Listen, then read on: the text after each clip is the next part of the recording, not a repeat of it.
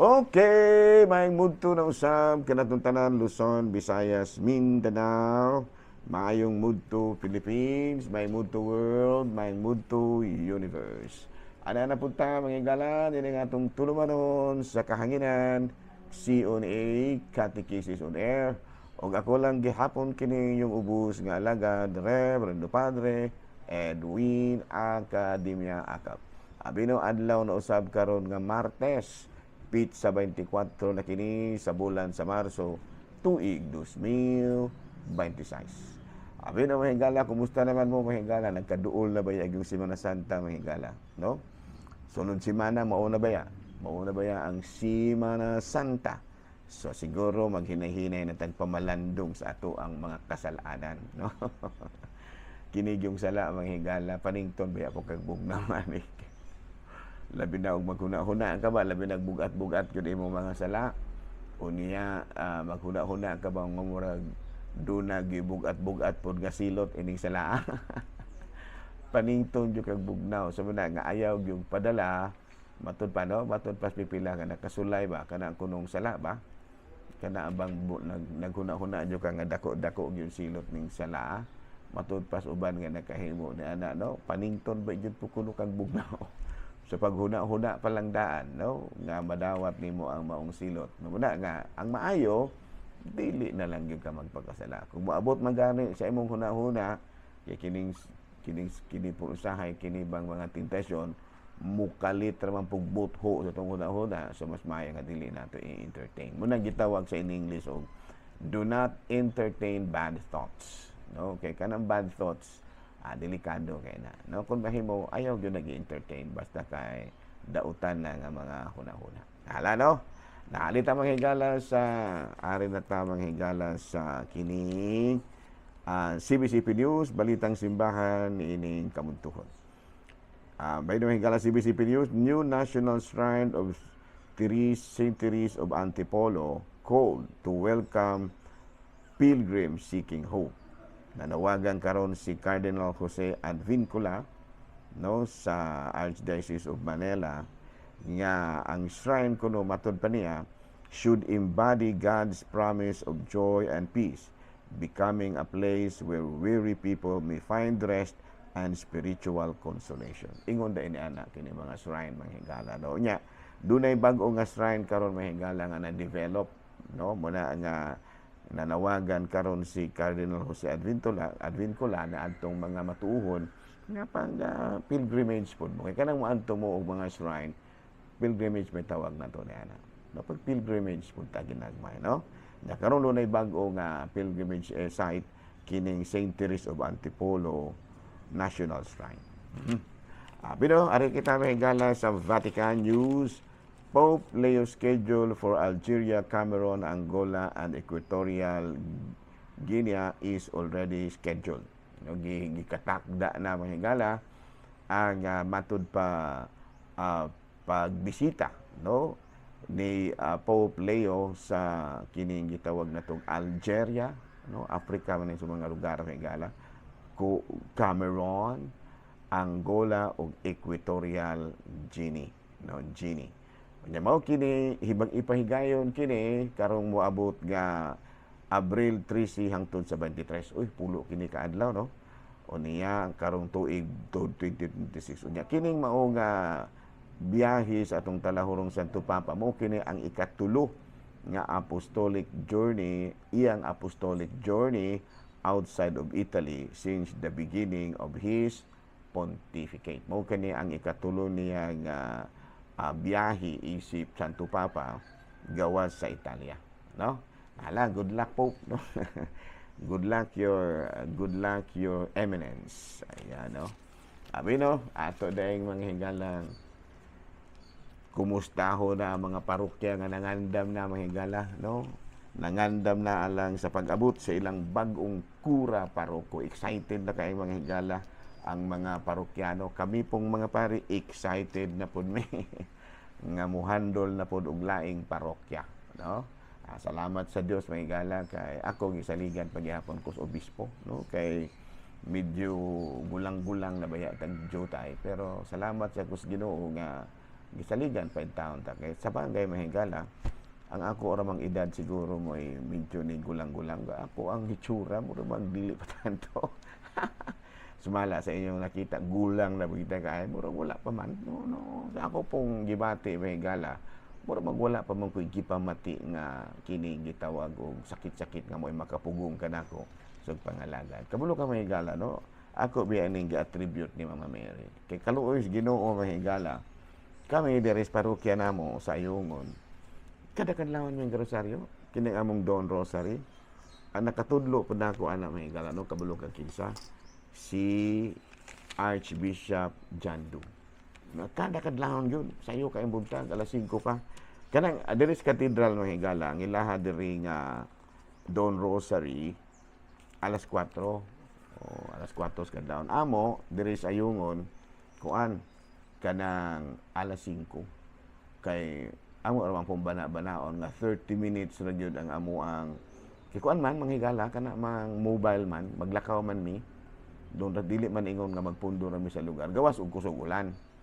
kay dili mi makalakaw pero kung maayo ra ang tempo ari gyud mi sa mulibot mi gyud sa lungsod pero dool ra baler ra og 30 minutes di pag-abot nako namo diri sa simbahan gikan ming nagrosaryo libot mga ibutang natong 5:30 mo pa mga 15 minutes kay maminaw pa man ko sa sharing ni Father Tito Kaluwag no Father Tito Kaluwag no sige man yung paminaw kada adlaw nang iya hapon nga sharing kay nindot man pug paminahon gyud no Father Tito Kaluwag unya pag humanagwisan ako 5:45 muna mo puri akong gikuha ag base mahigala nga marag bisan tuod og medyo gulang-gulang na tas edad pero sa hitsura ug sa panglawas bata-bata pa ayan kumbati pa halano padayon ta mangigalang sa ato nga mga buhatono ni ining kabuntuhon abi no aron kita saint of the day nato March 24 Tuesday mao kini si Saint Catherine of Genoa kini si Santa Catalina sa Genoa manghigala usa kini siya ka membro sa usa ka pamilyang medyo adunahan noble family in Geno Mary nya na kuan kini siya Genoa no unya na ninyo kini siya mahigala unya iyahang na converted ang iyahang bana sa pagkakatoliko unya ang iyang apostolado mahigala mao kining pag-atiman sa mga masakiton sa mga hospital ilabi na gayud kining gitawag nato og mga tigulang ba nga warag pinasagdan as ginikanan mura bag aduna siya kana bitang kanang gitawag nato og mga sa ato tawag nato niya na mga gala no mga abandoned parents abandoned children mo na iya mga abandonado ba unya nagpuyo kini siya nga life of penance pagpinitin siya ug ang pag-ampo so karong adlaw mahigala no gihinumduman nato ang lain na pong patron sa Katolikong Simbahan, patrona sa Katolikong Simbahan nga mao si San Catalina sa Genoa. Mahimunto na kanatong tanan mga hingala nang hinaot kita nga anaa kitang tanan sa kapiskay sa panluwas. Pero aron na ta mahigala no padayon na ta sa ato ang mga topic ginagmay. No, ang atong topic last ko ay kabahin kini sa ato ano ta mahigala no sa kining gitawag nato og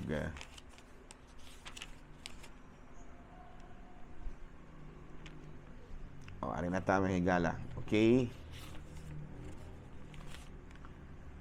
October ba ni March 24 understanding temptations no at usaon nato nga masabtan gid nato ning mga pagsulay o kini bang mga tentasyon ano temptation is not a sin but an opportunity to grow in virtue and permitted by God to strengthen our faith.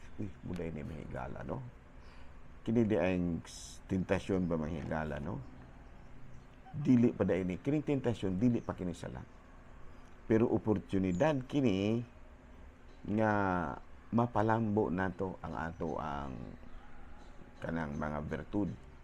Nagitugot ni sa Ginoo aron mas mulig-on pag yun ang atong pagtuo. Tuog yun ko yun mga higala. Ako mo tuog yun ko yun eh. It's a distraction to act against God's will, which originally originates both externally and internally. Resisting temptation is achieved through prayer, focusing on virtue, seeking God's help, and receiving grace from the sacraments like the sacrament of penance. Kini ato ning discuss mga higala ha. Labi na nga karong mga panahon na kanang Kwaresma. Ako mo tuo jud kay mga higala nga kining tentasyon makahatag kini kanatong kahigayunan nga mapalambo ang atong pagtuo. Kay dunay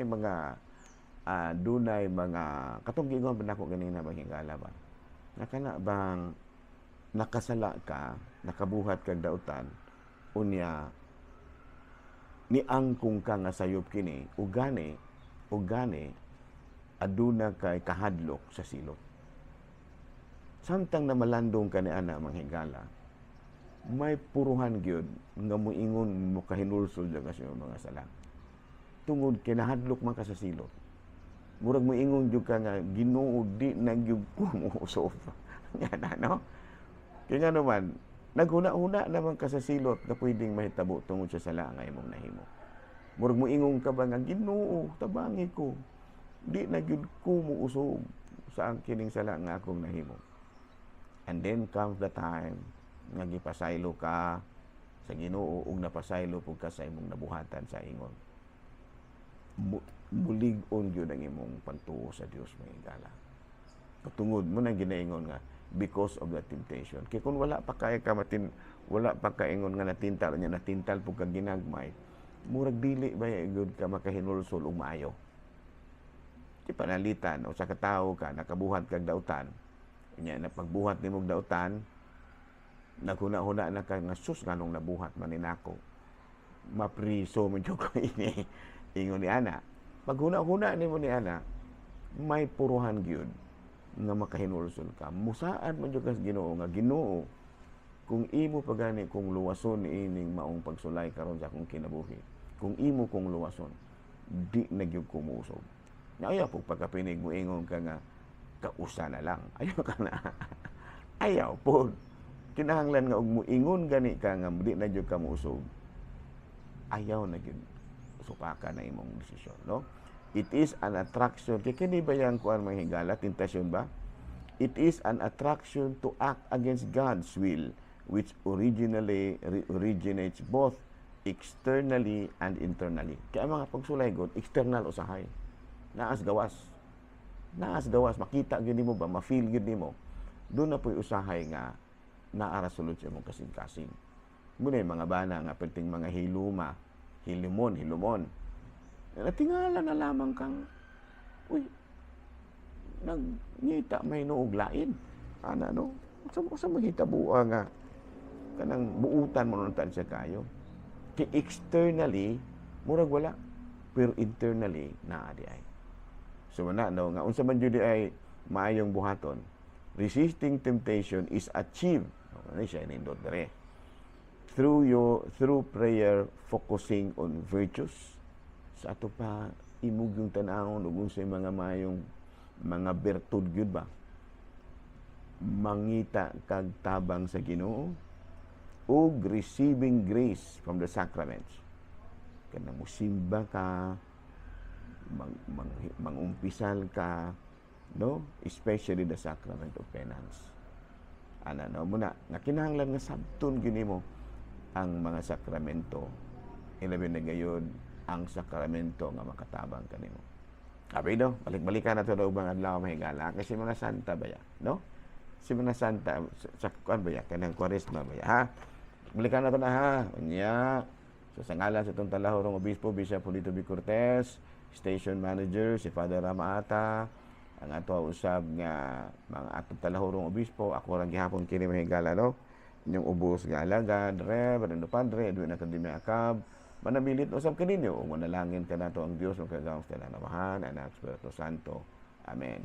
Good noon, Pilipinas.